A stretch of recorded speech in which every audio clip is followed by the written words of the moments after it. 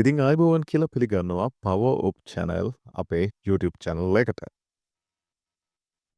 සමාජ මාධ්‍ය ක්‍රියාකාරිකයෙකු ඩෑන් ප්‍රියසාද් මිය ගොස් තිබෙනවා. ඉතිං ඊය රාත්‍රයේ සිදු වෙඩි තැබීමකින් තමයි ඔහු මිය ගොස් තියබෙන්නේ.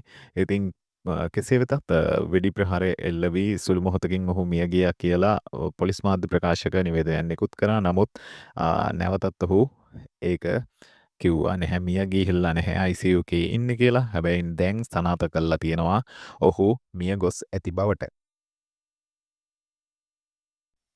ඉතින් මොහු ගොඩක් පුවත් මවපු චරිතයක් බවට පවත්වනා සමාජයේ.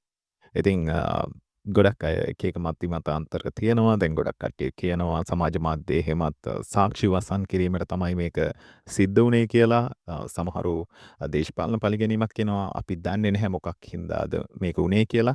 ඉතින් ඔහු මෙවර මැතිවරණයේදී පොහොට්ටුවෙන් මැතිවරණයට ඉදිරිපත් වීමට සිටි අපේක්ෂකයෙක්. ඊට අමතරව මොහුට ගොඩක් චෝදනා තියෙන කෙනෙක්.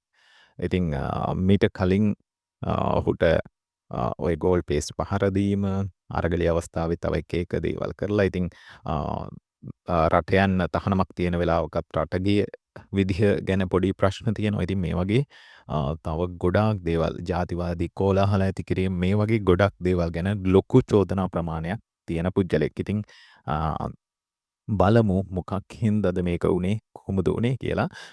ඔහුට වෙඩි තැබීම සිද්ධ වෙන අතරතුර ඔහු මත්පැන් බොමින් තමයි ඉඳලා තියෙන්නේ යහළුවෙක් සමග.